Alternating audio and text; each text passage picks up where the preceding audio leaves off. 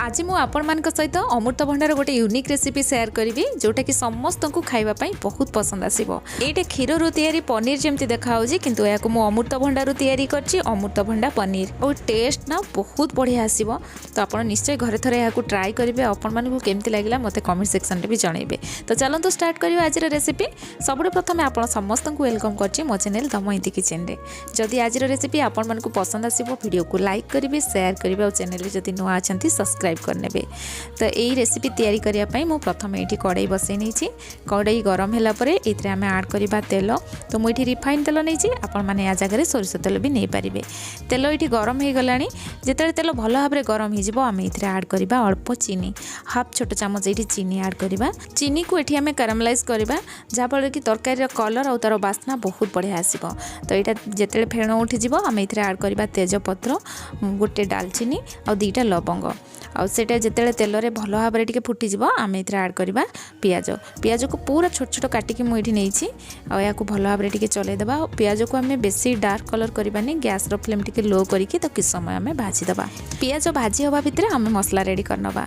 तो मसला ये मो 2टा मीडियम साइज टमाटो नहीं छोट छोट काटी नहीं। ये 6-7 पाखुड़ा रसुण नवा। अदा को छोट छोट काटिकी मुझे आड कर 2टा कंचा लंका नवा। आप जी राग खाइबे से अनुसार ये कंचा लंका आड करेंगे। या पेस्ट करनवा। पेस्ट ये रेडी हो गला। एबे आमे पियाज को चेक करनवा। ये देखो पियाज हो आसलानी। एबे आमे इथरे मसला गुंड ऐड करबा। तो मुझे हाफ छोट चामच जीरा गुंड नहीं, गोटे छोट चामच ये नवा धनिया गुंड, काश्मीरी रेड चिली पाउडर नवा जहाँफल तरकारी कलर बहुत बढ़िया आसो। ये मुझे हाफ छोट चामच काश्मीरी रेड चिली पाउडर नहीं। राग लंका गुंड आप चाहिए आड करेंगे जेहेतु मुझे कंचा लंका नहीं ये लंका गुंड आड करूनी। गैस फ्लेम लो कर देके या टिके समय चलैला ये आम टमाटर पेस्ट आड करदे और या भल भाव में मिक्स करनवा। तो एबे मुझे जो टमाटो ग्राइंडिंग करते जार अल्प पानी देकी मुझे आड करनौ। बेसी आम पानी देवानी, या भल भाव में मिक्स करनवा। और ये मसला को आम भल भाव में कषा जेपर्यंत आमर पानीटा पूरा ड्राए न हो जाइए। तो गैस फ्लेम एबे मु मीडियम रखी और ये मुझे हल्दी गुंड आड करछि। आपण जेतेबेले गुंड मसला आड करेंगे ना से टाइम रे हल्दी गुंड भी आड करने। या भल भाव में मिक्स करनवा। या पूरा ड्राए होगा जाए आम कषा जेहेतु आम ये पानी आड करथिले और टमाटर भी पानी अंश थाए। मसला को पूरा कषि नवा जमती आमर यार कंचा स्मेलटा पड़ेब। और यहाँ पूरा ड्राए भी हो गलानी और मसला भी कषि हो गलानी। ये टाइम रे आम ये आड करवा पानी। तो आप ग्रेवी जी पानी रखापी चाहते से अनुसार ये पानी आड करेंगे। और ये ग्रेवी ना अधिक पानी देले तरकारी टेस्ट भल लगे से आम कम पानी आड करवा। तो ये मु हाफ ग्लास पाखापाखि पानी आड कर। प्रथम गैस फ्लेम हाई करके या किस समय फुटापी छाड़देवा। पुणी गैस फ्लेम लो कर दे कभर करनवा या छाड़देवा 5 मिनिट पाखापाखि। तो एबे चलतु मो अमृतभंडार जो पनीर तैयारी करथिले सेटा केमती तैयारी करछि आपण मानक सहित शेयर करबी। तो ये मु फाड़े अमृतभंडा नहीं पुणी ये भी छोट अमृतभंडाटे। जदि आप बड़ अमृतभंडा नेबे ना से अधिक आपणकर ये जो अमृतभंडार आम पनीर तैयारी करछन ना अधिक हम। तो ये देखो प्रथम अमृतभंडा को आम पूरा छोट छोट किना फाड़ फाड़ कर काटी नवा जहाँफल कि अमृतभंडार आमर जो भितर पर्सनटा भी आम भल से बाहर कर। एबे आम अमृतभंडार भितर पर्सन को चोपा छड़ारे भल भाव में बाहर करनवा और तार चोपा को भी बाहर करनवा। और जिते चोपा छड़ेबा ना तार पूरा ग्रीन पार्टटा पूरा बाहर करनवा। नले कौन हम से पिता लगे और से गोटे स्मेल भी आसे जहाँफल कि तरकारीटा आमर खाइबापी भल लगे। सबू अमृतभंडार चोपा को मुझे बाहर कर नहीं। चोपा छड़े सारा भल भाव में आम धोई नवा। तो ये भल भाव में धोईकी बाहर कर नहीं। एबे चलतु अमृतभंडा को पूरा छोट छोट पीस आम काटी नवा।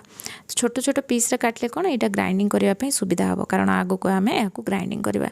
तो ये सबू अमृतभंडा को मु छोट छोट की काटी नहीं। एबे चलतु गोटे ग्राइंडर जार को आम ट्रांसफर करनवा। यार बाइंडिंग आप चाहिए ये कॉर्नफ्लोर नहीं पारे। मुझे ये अरुआ चाउल नहीं। गोटे चामच अरुआ चाउल को मु किस समय बतरे नहीं और यहाँ बतरी जाइए। देखो बेसी आम अरुआ चाउल नबानी, बेसी नेले यहाँ पिठा टाइप हो टेस्ट भी बहुत खराब लगे। तो से अल्प अरुआ चाउल नवा और अमृतभंडार क्वांटिटी आम अधिक रखा। फाड़े अमृतभंडार मुझे देखो गोटे चामच अरुआ चाउल नेली। एबे आमे ऐड करबा दही। दही रे जदि अधिक पानी अंश थिबो गोटे स्ट्रेनर रे ताकू छाणी के इथरे ऐड करिवे। तो ये 2 चामच दही नहीं। जदि आपनको दही रो फ्लेवर भल लागेनी आपण एठी क्षीर सर भी नहीं पारिबे।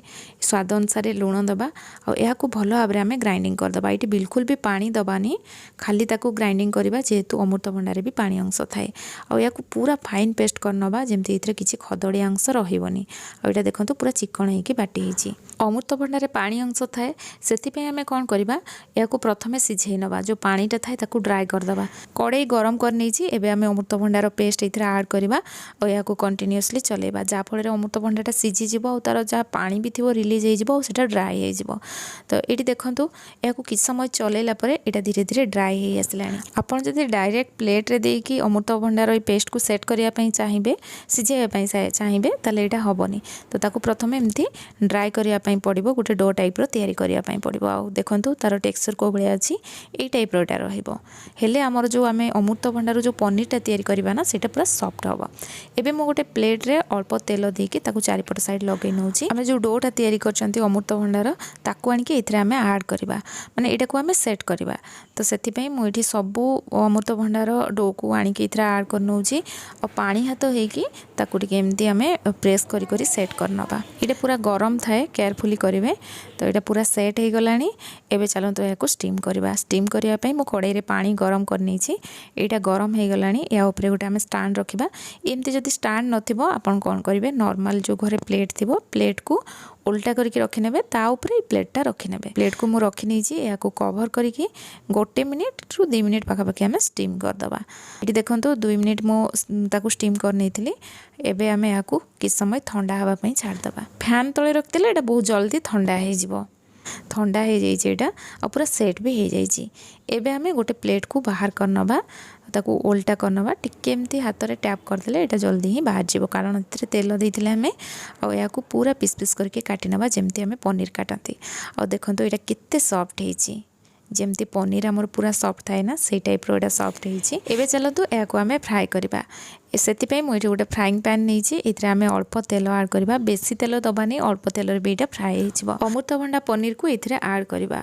और उल्टा पाल्टा करके भल भाव में भाजी नवा और ये देखूँ यहाँ बढ़िया से कलर आसीगला और भल भाव में भाजी हो जाए पूरा रेडी हो जाए अमृतभंडारू पनीर केमती आम तैयारी कले से देखिले बहुत बढ़िया टेस्ट लगे आपण मैंने निश्चित ट्राए करेंगे ये टाइप पूरा तो पनीर भाया लगे किंतु अमृतभंडा को ये जब आप तैयारी करेंगे समस्त को बहुत पसंद आसो तो प्रथम मु अमृतभंडार जो पनीरटा ना प्रथम तैयारी करी मसलाटा तैयारी करी तो आमर ये मसलाटा सिम्रे आम रखी से भी हो गला लुण आड कर मुझे लुण देली आम जो अमृतभंडार पनीर को ये आड कले कस्तूरी मेथी को मुझे ड्राई रोस्ट कर नहीं हाथ में ताकू गुंड करके आड कली और किसी गरम मसला और गैस फ्लेम लो करके किस समय फुटिया छाड़देली और तरकारी ये पूरा रेडी हो जाए तरकारी को एमती बहलिया रखा बेसी पतला करदे यहाँ खावाई बिल्कुल भी भल लगे तो यार बहुत बढ़िया टेस्ट आप निश्चित भाव में एमती थे ट्राए करूँ जो मैंने अमृतभंडा खाऊना से भी खावाई पसंद करेंगे आज रेसिपी आपण मानक केमती लगे मत कमेंट सेक्शन में जनइबे पुणी आसबि गोटे नुआ रेसिपी नहीं कि से पर्यंत रोचे